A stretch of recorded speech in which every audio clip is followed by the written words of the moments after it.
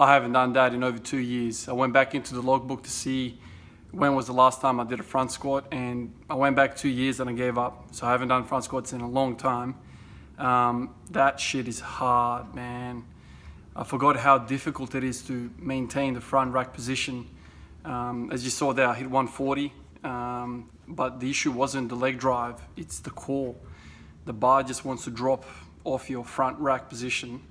You're resting it sort of on the front delt, collarbone region, and your upper back strength has to be very, very good to maintain that bar and not collapse in.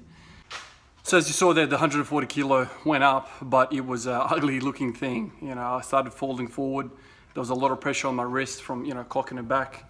My shoulders dropped, and they say keep your elbows up, keep upright. But with heavy weight, it just wants to fold you over. So I left it at 140. There was no way I was going to add another kilo to the bar without completely throwing the technique into a bin. So yeah, I thought I'd try that out. One of you guys mentioned it in the comments. Why don't you try front squats? And I thought, yeah, why not? Let's do it. It's been such a long time since the last time I did front squats. Also, there's many benefits of doing front squats. Number one, you generally always handle less weight with front squats. And why is that so important? Well, it's important because you can sort of deload from heavy weights without actually having to drop and do light weight on the back squat. So you can still push the front squat really hard, yet the overall number on the bar is relatively low, relatively small weights compared to the back squat. So try it out, I guess. Front squats, you do lift less weight. The second point with front squats is that it does tax your anterior chain a lot more. So it's very quad dominant, like I mentioned before, upper back, core dominant. I know upper back is posterior chain, but because of your upright angle, you're not going to be taxing the glutes and the hamstrings as much as the quads because you're in such an upright position. And that benefits me as well because my quads are my lagging muscle group at the moment. And number three, I think, variation is really good. I know I'm kind of a minimalist at heart, but the front squat does have a very good carryover to the back squat. So if you're going to deviate from your competition lifts, I think front squats is a really good alternative. Once again, you handle a lot less weight, and you get to hit the quads a whole lot more. One thing with front squats is that it's quite uncomfortable to rack the position, the front rack position. I know first time I tried it years ago, man, I couldn't believe that guys would actually rest the barbell on their collarbone. In fact, it's not on the collarbone, it's just in front of the collarbone. You kind of make a shelf with the front delt in between the front delt and the collarbone. So you're not supposed to be actually resting the bar on your collarbone. Just kind of like a little groove. There's a little groove that forms when you do that. Also, a lot of guys, especially the guys that are, big upper bodies, typically really strong bench presses, they don't have the mobility to cock the wrist back, tight forearms and whatnot, tight upper body. So a lot of guys front rack using the crossover method, kind of like, just like that. That's also okay, I guess. But if you look at Olympic weightlifters, they're all kind of front rack in this position. I prefer this position. I am a skinny guy after all. Like, I'm not bulky as hell, so I never really had a problem with that. The problem with me was the pain and kind of finding the position of the front rack position.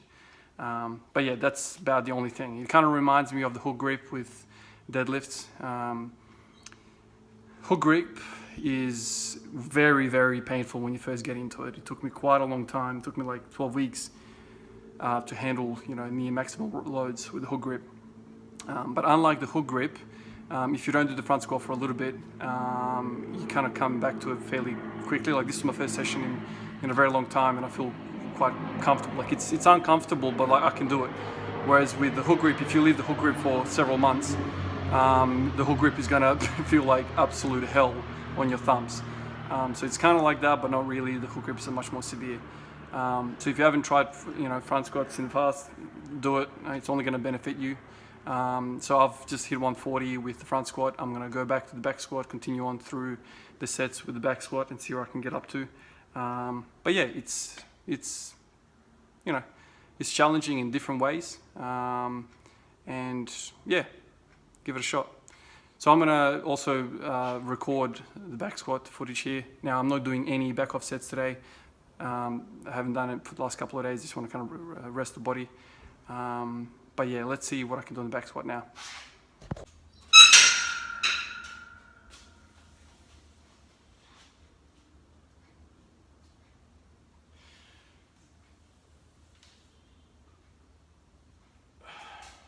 So after doing the front squats all the way up to 140, I just back squatted like you saw 140 there. It feels so easy, it's incredible. Just without having that, you know, force trying to bend you over, fold you forward, feels amazing. So 140 felt a breeze. So let's continue adding the weight and see how it goes.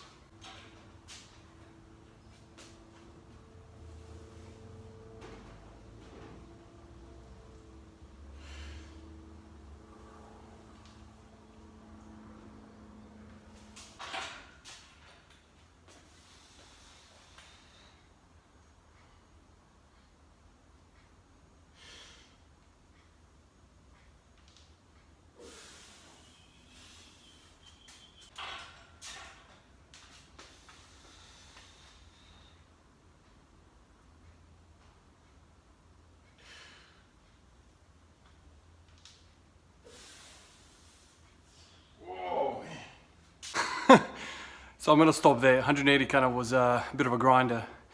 Don't know what happened. The weight felt light when I unracked it, went down, and then kind of got stuck in my little groove area that I always get stuck. But today was particularly bad. Like it felt like I was gonna have to go down with it. But anyway, bit of a grinder on the first front squat session in a long time. Anyway, I kind of liked it.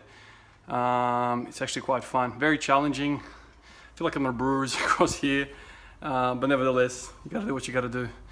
So anyway, 180 squat there. We're gonna leave it there. Gonna do some bench pressing now.